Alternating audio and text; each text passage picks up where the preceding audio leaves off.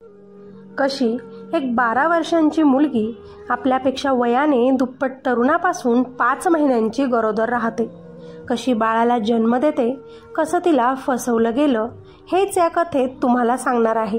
कारण आपण सुद्धा कधीकधी या चुका करत असतो. माझ्या मामाच्या गावात एक कविता नावाची स्त्री राहत होती. तिला 2 छोट्या मुली होत्या. मोठ्या मुलीचे नाव पायल आणि छोट्या मुलीचे नाव पलक होते. कविताच्या नवऱ्याचा एका अपघातात मृत्यू झाला होता. तेव्हा कविताची मोठी मुलगी पायल ही 8 वर्षांची होती, तर लहान मुलगी पलक 4 वर्षांची. कविता एक स्वाभिमानी स्त्री होती.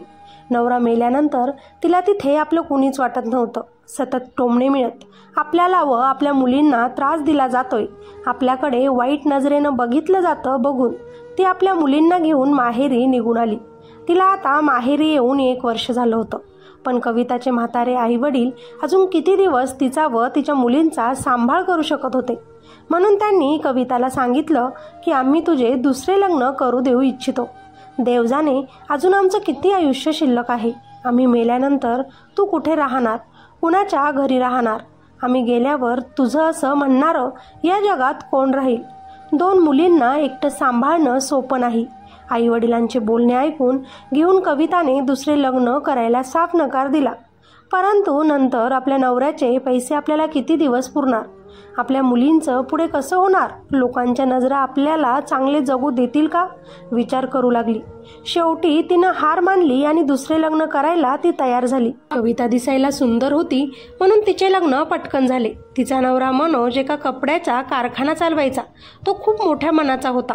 त्याने कविताला तिच्या दोन्हीही मुलींसोबत स्वीकारलं होतं. तिच्या दोन्हीही मुलींना त्यानं आपल्या मुली मानल्या होत्या. त्यांच्यावर तो खूप जास्त प्रेमही करायचा, त्यांचे लाडही पुरवायचा. कविता त्यांना सोबत बघून खूप खुश व्हायची व विचारही करायची, बरं झालं आपण दुसरे लग्न केले, आपल्या मुलींना बापाचे प्रेम मिळत आहे. तिने देखील घरातूनच मशीन काम करायला सुरू केलं होतं. छान छान कपडे शिवून ती आपल्या नवऱ्याच्या कारोबाराला वाढवत होती. त्यांच्या लग्नाला आता 1-1.5 वर्ष झालं होतं. कविताने एका सुंदर मुलाला जन्म दिला होता. त्यामुळे मनोज खूप जास्त खुश होता. तो आपल्या मुलाचे खूप लाड पुरवत असे. आता तो कुठेतरी आपल्या मुलींकडे दुर्लक्ष करायला लागला होता. जर कधी त्याचा मुलगा रडायला लागलाच तर तो कवितालाच ओरडत असे. तू आपल्या मुलाकडे नीट लक्ष देत जा म्हणत असे. त्यामुळे कविताचे सुद्धा आता पूर्ण लक्ष आपल्या मुलाकडेच असे. पायल आणि पलक जेव्हाही आपल्या आईला बोलवायच्या, काहीही मागायच्या, तर कविता म्हणायची, बेटा पायल, तू आता मोठी झाली आहेस, तुझ्या हाताने सगळं काही करू शकते. तुझ्यासोबतच तू पलकची सुद्धा काळजी घेत जा. खरं तर तेव्हापासूनच 10 वर्षांची पायल स्वतःचे कामे स्वतःच करायला शिकली होती आणि आपल्या लहान बहिणीची सुद्धा काळजी घेत होती. तिला देखील आंघोळ घालायची, तिला कपडे घालून द्यायची, जेवण घालायची, तिचे केस बांधून द्यायची. असेच दिवस जात होते. पायल आता 12 वर्षांची झाली होती. शेजारीच असणाऱ्या एका सरकारी शाळेत ती शिकत होती. पायल ज्या ठिकाणी क्लासला जायची त्या शिक्षकांचं लग्न झालं होतं, म्हणून ते तिथून गेले होते आणि दुसरा क्लास त्या गावात कुठेच नव्हता.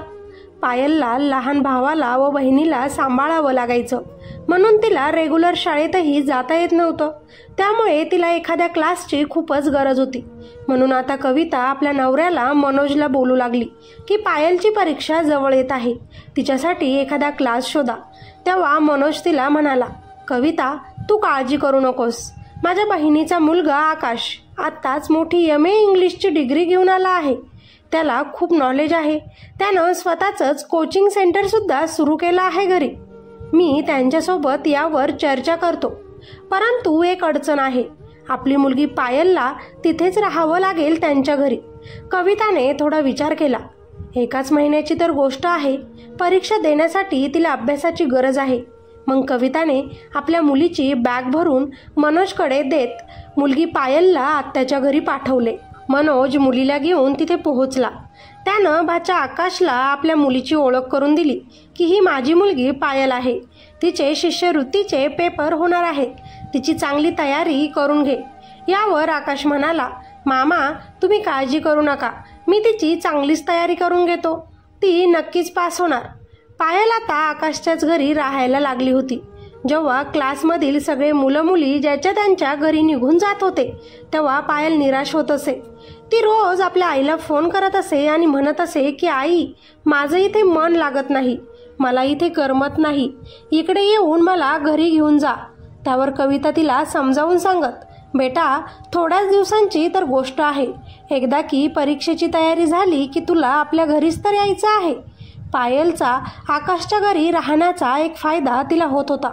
जेव्हाही काही प्रश्न तिला अडले तेव्हा ती लगेचच ते प्रश्न विचारण्यासाठी आकाशकडे जात असे आणि तिला तेव्हाच्या तेव्हा तिच्या प्रश्नांची उत्तरे देखील मिळत असे. एक दिवस रात्रीचे 11 वाजले होते. ती अभ्यास करत असताना तिला एक प्रश्न समजत नव्हता, म्हणून ती तो प्रश्न विचारण्यासाठी आकाशच्या खोलीमध्ये गेली आणि त्याला म्हणाली, आकाश दादा, मला हा प्रश्न समजत नाही, प्लीज मला याचं उत्तर शोधून देशील का? कसे आले ते? त्यावर आकाश म्हणाला, का नाही, ये बस. पायल आकाशजवळ जाऊन बेडवर बसली. आकाश पायलपेक्षा 12 वर्षांनी मोठा होता. जेव्हा पायल त्याच्याजवळ बसली तेव्हा आकाशने तिथे कोणीही नसल्याचा फायदा घेतला आणि तिला इकडे तिकडे हात लावायला सुरू केलं. ती इतकीही मोठी नव्हती, त्याच्यामुळे आपल्यासोबत काय होतंय हे तिला काही समजेना. पण आकाशदादा आपल्यासोबत छेडछाणी करतोय हे बघून ती तिथून उठून आपल्या खोलीमध्ये निघून गेली. दुसऱ्या दिवशी पायलने आपल्या आईला फोन केला आणि आईला म्हणाली की मला तुझ्याकडे यायचं आहे, मी इथे एकटी तुमच्याशिवाय राहू शकत नाही, मला खूपच उदास असल्यासारखं वाटत आहे. तेव्हा कविता म्हणाली, ठीक आहे, मी तुझ्या बाबांना सांगते, ते तुला घ्यायला येतील. पायल आज घाबरत घाबरतच क्लासरूममध्ये येऊन बसली. आकाश तिच्या जवळ आला आणि तिच्या केसांमधून त्यानं हात फिरवला, तिच्या फ्रॉकवरून हात फिरवला. ती पटकनच उठून परत तिथून निघून गेली आणि आईला फोन करत म्हणाली, आई, तू बाबांना सांगितलं का मला इथून घेऊन जायला? माझे इथे मन लागत नाही. खरं तर पायल जेव्हाही आपल्या आईसोबत फोनवर बोलायची तेव्हा ती आईसोबत मन मोकळं करू शकत नव्हती. तिला काय त्रास होत आहे हे आईला सांगूही शकत नव्हती, कारण आजूबाजूला नेहमीच आकाश उपस्थित असायचा. इकडे कविता आता आपल्या नवऱ्याला बोलते. तिचा अभ्यास पूर्ण झाला आहे, तिला आता तिथे करमत नाही, शेवटी अजूनही ती लहानच आहे हो, जाऊन इकडे घेऊन या पायलला. तेव्हा मनोज बोलतो की आज मी कारखान्यातून परत येताना तिला घरी घेऊन येतो, तिची बॅग भरून ठेवायला सांग तिला. मनोजनं आपलं पूर्ण काम आवरलं होतं. आज आपल्या मुलीला घरी घेऊन जायचं आहे असाच विचार तो मनात करत होता. तितक्यात त्याला एका हॉस्पिटलमधून फोन आला. अर्जंटमध्ये 1000 पेशंटच्या कपड्यांची ऑर्डर पूर्ण करून द्यायची होती, म्हणून तो व त्याच्या हाताखालील 2 माणसांनी रात्री तिथेच थांबून काम पूर्ण करायचं ठरवलं आणि त्यामध्ये तो आपल्याला मुलीला पायलला घेऊन यायचं आहे हे विसरला. कविता त्याला वारंवार फोन करत होती, परंतु कारखान्यात चालू असणाऱ्या मशिनरींच्या आवाजामुळे त्याचं त्या मोबाईलच्या आवाजाकडे लक्ष गेलं नाही. इकडे पायल आपल्या वडिलांची वाट बघत होती. आज आकाशच्या घरातले सगळे माणसे एका लग्नाला गेले होते, त्यामुळे घरात आज आकाश आणि पायल एकटेच होते. आकाश पायलच्या खोलीमध्ये गेला आणि तिला म्हणाला, काय झालं पायल, आज तुला अभ्यास करायचा नव्हता का? तू क्लास जॉईन का केला नाही? पायल आपली नजर खाली करून बसली होती. आकाश बोलत बोलत तिच्याजवळ जाऊन बसला. पायल घाबरूनच तिथून उठून जायला लागली. तोच आकाशनं तिला तिथेच बेडवर धक्का दिला आणि पायलला आपल्या हवसचा निशाणा बनवलं. पायल खूप घाबरली होती. चांगला वाईट स्पर्श तिला चांगलाच समजत होतं. हे काय घडलं तिला माहिती नव्हतं, पण चुकीचं घडलं तिला समजलं होतं. दुसऱ्या दिवशी मनोज तिला घ्यायला बहिणीच्या घरी गेला आणि आपल्या बहिणी भाच्यासमोर तिला म्हणाला, काय झालं पायल बेटा, तुला अभ्यासात मन लागत नाही का? रोज तुझ्या आईला फोन करून घ्यायला या म्हणून बोलतेस. यावर आकाश म्हणाला, बरोबर आहे मामा, तुमच्या मुलीचं अजिबात अभ्यासात लक्ष नाही, दुसरेच काहीतरी विचार मनात सुरू असतात तिच्या. ज्या दिवसापासून इथे आली आहे त्या दिवसापासून तिचं एकच चालू आहे की मला माझ्या घरी जायचं आहे. तेव्हा मनोज थोडा नाराज होत आकाशला म्हणतो, बेटा आकाश, मीच थोडा वेडा होतो, चाललो होतो मुलींचे सगळे स्वप्न पूर्ण करायला, परंतु आजपर्यंत कोणी सावत्र मुले आपली झाली आहेत का? तर पायल का माझे स्वप्न पूर्ण करेल? आज तिने दाखवूनच दिले की मी तिचा सावत्र बाप आहे. इतकं बोलून मनोज पायलला घरी घेऊन गेला. घरी येता क्षणीच समोर आईला बघून पायल पळतच आली आणि तिच्या गळ्यात पडून खूप जास्त रडली. आणि आपल्यासोबत आत्याच्या घरी काय काय घडलं ते सगळं काही पायलनं आपल्या आईला सांगून दिलं. आई, तो आकाश दादा 4-5 दिवस अगोदर मला छेडत होता, परंतु काल घरात कोणीच नव्हतं तेव्हा त्याने हद्दच पूर्ण केली. माझ्यासोबत विचित्र विचित्र गोष्टी केल्या. मी त्या दादाला थांबवण्याचा खूप प्रयत्न करत होते, पण त्यानं माझं काहीच ऐकलं नाही. आपली मुलगी नेमकं काय म्हणत आहे हे कविताला चांगलंच समजलं. तिच्यासोबत काय घडलं हे सुद्धा समजलं. कविताने या गोष्टी सगळ्या मनोजला सांगून दिल्या. मनोजला देखील राग आला होता. त्याने लगेचच आकाशला फोन केला आणि रागवतच आकाशला म्हणाला, आकाश, तू हे काय कृत्य केलंस? माझी मुलगी 12 वर्षांची आहे आणि तू 24. लाज वाटली नाही का तुला हे सगळं करायला? तेव्हा आकाश लगेचच म्हणाला, मामा, आजकाल भलाईचा काही जमानाच राहिला नाही. मी तर तुमच्या मुलीला विनामूल्य पूर्ण मनापासून सगळं काही शिकवलं. तिच्याकडे किती जास्त लक्ष दिलं आणि तुम्ही मला त्याचं हे फळ देत आहात. देव जाणे तुमची मुलगी दुसरीकडूनच कुठेतरी तोंड काळं करून आली असेल आणि सगळा आरोप आता ती माझ्यावर लावत आहे. मनोजने आकाशचे बोलणे ऐकले आणि फोन बंद केला. कुठेतरी त्याला आकाशचेच म्हणणे बरोबर वाटले. तो लगेचच कविताला म्हणाला, घालवलीस ना माझी इज्जत. माझा भाचा बोलत आहे की त्याने हे काहीच केलं नाही आणि त्याला याबद्दल काही माहितीही नाही. आणि आकाश बोलला की हे सगळं ती एक्झाममुळे करत आहे, अभ्यासाच्या टेन्शनमुळे. मला तर समजतच नाही की तुम्हा माय लेकींना काय झालं. मनोजने देखील रागाच्या भरात आपल्याच मुलीच्या म्हणजेच पायलच्याच गालात मारली आणि तिला म्हणाला, शिकायचं नसेल तर नको शिकू ना, पण माझ्या बहिणीच्या मुलावर इतका घाणेरडा आरोप तरी नको लावूस. इतकं बोलून रागातच मनोज त्याच्या खोलीत निघून गेला. पायल फक्त 12 वर्षांची एक मुलगी होती. तिच्यासोबत जे काही घडलं होतं, झालं होतं, ते सगळं काही तिनं खरं खरं आपल्या आईला सांगून दिलं होतं. नवऱ्यासोबत नव्हता, काही पुरावा देखील नव्हता, म्हणून कविता देखील शांत राहिली, आपल्या मुलीची जास्त काळजी घेत राहिली. असे 4-5 महिने निघून गेले. पायलच्या शरीरात आता बरेच बदल घडत होते. पायलला बरे देखील वाटत नव्हतं, म्हणून कविताला थोडासा संशय आला आणि तिनं आपल्या मुलीला हॉस्पिटलमध्ये नेलं. पायलच्या काही टेस्ट करण्यात आल्या. तेव्हा पायलच्या आईला समजले की पायल तर आई बनणार आहे, म्हणजेच ती गरोदर आहे. आता मात्र कविताच्या पायाखालची जमीनच सरकली. तिने आपल्या मुलीला पायलला जवळ घेतले आणि तिच्या गळ्यात पडून ती रडू लागली. कविताला आकाशवरच खूप राग येत होता. ती मनात विचार करत होती की मी आता आकाशला सोडणार नाही. स्वतःला थोडं शांत करून कविता डॉक्टरांसोबत बोलायला त्यांच्या केबिनमध्ये गेली आणि डॉक्टरांना म्हणाली, काय आपण गर्भपात करू शकतो? तेव्हा डॉक्टर म्हणाले, 5वा महिना संपत आला आहे, दिवस जास्त झाले. आपण आता गर्भपात करू शकत नाही, कारण आईचं वय खूप कमी आहे. असं काही जर करायला गेलो तर आईच्या तसेच बाळाच्याही जीवाला धोका आहे. आपल्या या छोट्या मुलीसोबत असे कसे घडले? आपण का तिला तिकडे एकटे पाठवले? यावरच कविताला टेन्शन येत होतं. तिने आपल्या मुलीचं बोट पकडलं आणि तिला आपल्या घरी घेऊन परत आली. आणि घरी आल्याबरोबर तिनं आपल्या नवऱ्याला मनोजला सगळं काही सांगितलं. मनोजला तर खूप राग आला होता. तो त्या दोघींवरच चिडायला लागला. मी आता आकाशला फोन करणार नाही. अगोदर जेव्हा फोन केला होता तेव्हाच त्यानं सांगितलं आहे. त्याने तर आपल्यावर उपकार केले की आपल्या मुलीला बिना फी घेता शिकवले आणि आपण त्यांच्यावरच आरोप लावायचे. हे कितपत योग्य आहे? तुझ्या या मुलीलाच विचार की कुठे तोंड काळं करून आली आहेस. कुणी तिच्यासोबत हे सगळं केलं आहे विचार तिला. आता तुझी ही मुलगी पायल इथे अजिबात राहता कामा नये. तिला घरातून बाहेर काढून दे. नवऱ्याचं बोलणं ऐकून कविता रडू लागली आणि म्हणाली, देवासाठी असे बोलू नका. माझी मुलगी या अवस्थेत कुठे जाईल? खूप उपकार होतील तुमचे. माझ्या मुलीपासून मला असे दूर करू नका. पायल आपली मुलगी आहे. ती आता या अवस्थेत नाही की मी तिला एकटं सोडू शकते. प्लीज मनोज, माझ्या मुलीला माझ्यापासून दूर करू नका. पायल देखील मनोजच्या पायाजवळ येत म्हणाली, बाबा, मी निर्दोष आहे. मी काहीच केले नाही. तुमची इज्जत जाईल असे मी काही वागले नाही. तुम्ही मला सावत्र मुलगी मानत असाल, परंतु मी तुम्हाला माझे बाबा मानते. तुमचं नाव मोठं करण्यासाठीच मी मनापासून अभ्यास करत होते. परंतु मनोजच्या डोक्यावर इतका राग होता की त्यानं या दोघींचंही बोलणं ऐकलंच नाही.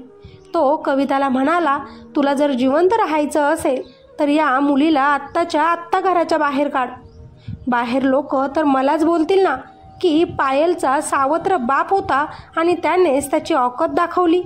सावत्र बाप होता, सावत्र बापानेच मुलीसोबत असे काही घाणेरडे कामं केलेत. तू कुणाकुणाचे तोंड बंद करायला बाहेर जाणार आहेस. यामुळे चांगले हेच राहील की पायलने आपले घर सोडावे. तिच्यासाठी सुद्धा हेच चांगलं आहे. आता मात्र रागातच मनोज आणि कविता पायलला आकाशच्या घरी घेऊन गेलेत आणि आकाशने जे काही केलं आहे ते त्याच्या आईला म्हणजेच मनोजच्या बहिणीला सांगितलं. परंतु ती आत्या देखील बरीच चिडली. तुम्ही असं कसा आरोप लावू शकतात माझ्या मुलावर? तो शिकलेला आहे, असे काहीच करू शकत नाही. तुमच्या मुलीचं ओझं आम्ही का आमच्या घरात बाळगू? कुणाचं पाप आहे तिच्या पोटात कोण जाणे? मग आम्ही का त्याची जबाबदारी घेऊ? आत्ताच्या आत्ता घेऊन जा तुमच्या या घाणेरड्या मुलीला, जिनं सगळ्यांचे तोंड काळं केलं. मला जर कोणी घरात विचारलं की ही कोण आहे तर मी काय सांगेन सगळ्यांना? लोकांना काय उत्तरं देत बसू मी? माझी पण तर थोडीशी इज्जत आहे इथे. मी का माझी इज्जत धुळीला मिळवू? आणि तसंही माझा या पायलसोबत काहीही एक संबंध नाही, नातं नाही. ती तुझी थोडी सक्की मुलगी आहे. तुझं तरी तिच्यासोबत नातं आहे. सावत्र का होईना तू तिचा बाप आहेस. जर तू बाप असून तिला तुझ्या घरात ठेवू शकत नाही तर कोणतंच नातं नसताना मी तिला माझ्या घरात का ठेवू? मनोजच्या बहिणीनं त्याला चांगलंच ऐकवलं. मनोज, कविता, तुम्ही तुमच्या मुलीला इथून घेऊन निघून जा. आता मनोज आणि कविता पायलला घेऊन परत आपल्या घरी आलेत. मनोज देखील खूप टेन्शनमध्ये होता. स्वतःच्या बायकोला तो म्हणाला की पायलचा कोणत्याही परिस्थितीत गर्भपात करून टाक, नाहीतर आपण कुठेच तोंड दाखवायच्या लायकीचं राहणार नाही. आता कविता खूप घाबरते आणि नवऱ्यासमोर हात जोडून म्हणते, मी तुम्हाला आधीच सांगितलं होतं. डॉक्टरांनी पायलच्या जीवाला धोका असल्याचं सांगितलं आहे, कारण तिचं वय खूप कमी आहे. जर गर्भपाताच्या गोळ्या दिल्या किंवा किरेटिंग केली तर माझ्या पायलचा जीव जाऊ शकतो. मला माझ्या मुलीला गमवायचं नाही. मनोज मात्र डोक्याला हात लावून बसला होता. कविताने मनाशीच आता विचार केला, मनोज माझ्या मुलीसाठी काही करो किंवा नाही, मी मात्र शांत बसणार नाही. मी माझ्या मुलीला नक्कीच न्याय मिळवून देईल. दुसऱ्याच दिवशी कविता आपल्या मुलीला पायलला घेऊन आकाशच्या घरी जाते. आपली मामी व पायलला बघून आकाशच्या चेहऱ्याचा रंग बदलतो. तो जरा घाबरतोच. त्याचा तसा चेहरा पाहून कविता लगेच ओळखते की याच नराधमाने माझ्या मुलीसोबत हे वाईट कृत्य केले आहे. त्याला आता मी सोडणार नाही. तोच आकाशचे आईवडील येतात आणि म्हणतात, आतमध्ये या ना, बसा, काय घेणार, चहा की कॉफी? त्या कविता बोलते, काहीच नको. बाहेरूनच जात होते म्हणून म्हटलं भेटून जावं. थोडा वेळ सगळ्यांसोबत बोलून कविता आपल्या मुलीला घेऊन बाहेर येते. थोडासा विचार करत ती आकाशला फोन लावते आणि त्याला म्हणते की आकाश, मला तुम्हाला भेटायचं आहे, आणि एक ॲड्रेस देते आणि तिथे आकाशला बोलावून घेते. आकाश देखील दिलेल्या ॲड्रेसवर येतो. कविता त्याच्यासोबत खूप गोड बोलते, प्रेमळ बोलते आणि त्याला म्हणते, हे बघ आकाश, माझी मुलगी पायल आता तुझी अमानत आहे. तिच्या पोटात तुझं बाळ आहे, त्यामुळे तू तिच्यासोबत आता लग्न कर. तेव्हा आकाश चिडूनच कविताला बोलतो, दुसऱ्यांचा आरोप माझ्यावर का ढकलत आहात? दुसऱ्या कुणाचं तरी पाप माझ्या माथी का मारत आहात? तेव्हा कविता रागावूनच त्याला म्हणाली, हे दुसऱ्या कुणाचं पाप नाही तर तू केलेला गुन्हा आहे. अशा परिस्थितीत तू माझ्या मुलीसोबत लग्न कर, तिला स्वीकार, नाहीतर ही गोष्ट मी सगळ्या जगाला ओरडून ओरडून सांगेन. जे काही घडत होतं ते सगळं दूर उभे राहून पायल रेकॉर्ड करत होती. कविताने तिला आधीच त्या ठिकाणी उभं केलं होतं. त्यांच्यातील जे काही संभाषण होईल ते तू रेकॉर्ड करून तुझ्या बाबांना पाठव सांगितलं होतं. परंतु पायल आमची रेकॉर्डिंग करत आहे हे मात्र आकाशला माहीत नव्हतं. म्हणून तो रागातच कविताला म्हणाला, तुमच्याकडे काय प्रूफ आहे का मी तुमच्या मुलीसोबत हे गैरकाम केलं? तेव्हा कविता म्हणाली, माझी मुलगी माझ्यासोबत नेहमीच खरं बोलते. तिने सांगितलं तू तिला चुकीचा स्पर्श केला, तू तिच्यावर अत्याचार केला तर केलाच असेल. माझा विश्वास आहे माझ्या मुलीवर. तेव्हा आकाश हसतो आणि म्हणतो, पण तुमचा आहे ना, पूर्ण जगाचं तर नाही. आणि चला, मी कबूल करतो की हो, मीच तुमच्या मुलीला त्या दिवशी माझ्या हवसची शिकार बनवली, तिला त्रासही दिला. आमच्या घरी होती म्हणून. तुमची मुलगी अभ्यासातच खूप हुशार आहे. उगाच सावत्र बापाचे नाव काढले असते तिने, म्हणून म्हटलं तिला दुसऱ्या गोष्टींचाही थोडंफार ज्ञान द्यावं. काय करायचं आहे करून घ्या. केला मी गुन्हा कबूल तुमच्यासमोर, पण तुम्ही माझं काहीच बिघडवू शकत नाही. मी तर एक शिक्षित 24 वर्षांचा तरुण मुलगा आहे. मी काहीही केलं तरीही माझं लग्न कुठे ना कुठे होणारच. पण तुमच्या मुलीची जी इज्जत जाईल ती नेहमीच जाईल. तुमच्या मुलीसोबत तर कोणी आता लग्नही करणार नाही. तिच्यासोबतच तुमच्या दोघांचीही इज्जत जाणार ना मामी. जाऊन सांगा मामांना की मी तुमच्या मुलीसोबत हे कृत्य केलं. ते सुद्धा आता तुमच्यावर विश्वास ठेवणारच नाही. त्याचं हे सगळं बोलणं ऐकून कविता फार चिडते. आकाश देखील इतकं बोलून हसतच मागे वळतो, तर समोरील दृश्य बघून खूप जास्त घाबरतो. कारण त्याच्यासमोर मनोज पायलचा हात पकडून उभा होता आणि जवळजवळ 3 ते 4 पोलिसांसोबतच होता. आकाश घाईघाईतच आपल्या मामांकडे जातो. मामा बघा ना, मामी माझ्यावर काय आरोप लावत आहे म्हणतो. तोच मनोज त्याच्या जोरदार कानाखाली मारतो. माझ्या मुलीसोबत हे सगळं करायची तुझी हिंमत कशी झाली म्हणतो. अजून देखील आकाश काहीच आपला गुन्हा कबूल करत नाही. तेव्हा पायलनं केलेली रेकॉर्डिंग कविता पोलिसांना दाखवते. लहान मुलींवर केलेल्या अत्याचाराबाबत पोलीस लगेचच आकाशला अटक करतात. इकडे मात्र पायलला 6वा महिना चालू होता. आपल्या मुलीसोबत आपण काय करून बसलो या टेन्शननं मनोजला झोपही येत नव्हती. आपण इतक्या विश्वासाने आपल्या बहिणीकडे आपल्या मुलीला पाठवलं, डोळे झाकून त्यांच्यावर विश्वास ठेवला. परंतु मी जसं तिला सख्ख्या मुलीसारखं प्रेम दिलं तसं त्यांनी मात्र तिला माझं मानलं नाही. सगळी चुकी माझीच आहे म्हणून मनोज रडत होता. कविताला अगोदर मनोजचा फार राग आला होता, पण मुलीची केलेली चिंता बघून तिनं आपल्या नवऱ्याला माफ केलं. आता आपल्या मुलीचं काय करायचं ते दोघंही विचारात पडले. वारंवार डॉक्टरांकडे तिला घेऊन जात होते. वेळेवर तिचा चेकअप सुरू होता. 12 वर्षांची मुलगी आई बनणार या चिंतेतच त्यांचे दिवस जात होते. आता पायलचे दिवस भरले होते. तिला खूप वेदना होत होत्या. एकतर इतकं सारं कमी वय, त्यात शरीरात होणारे इतके बदल, त्यामुळे तिला तर काय घडतंय तेच कळत नव्हतं. तोच डॉक्टरांनी कविता आणि मनोजला निरोप पाठवला. तुमच्या मुलीची डिलिव्हरी झाली, परंतु बाळाला आम्ही वाचवू शकलो नाही. मनोजनं घाईघाईतच विचारलं, डॉक्टर माझी मुलगी पायल कशी आहे? ती तर ठीक आहे ना? तुमची मुलगी ठीक आहे, परंतु तुम्हाला तिची खूप काळजी घ्यावी लागेल सांगितलं. मनोज आणि कविताने पायलला आपल्या घरी आणलं आणि तिची खूप काळजी घेणंही सुरू केलं. मनोज पायल आणि पलकला आता परत खूप जास्त जीव लावतो. त्यांना आपल्या नजरेआड अजिबातही होऊ देत नाही. स्वतः क्लासला सोडायला जातो, परत तोच घेऊन येतो. शाळेत जरी जायचं असेल तरी कविताच आता त्यांना सोडवते. त्यांचा मुलगा लहान होता म्हणून मुलींकडे लक्ष देणे ते कुठेतरी विसरले होते. त्या मोठ्या झाल्या, त्या त्यांचं काम करू शकता हा त्यांचा गैरसमज होता.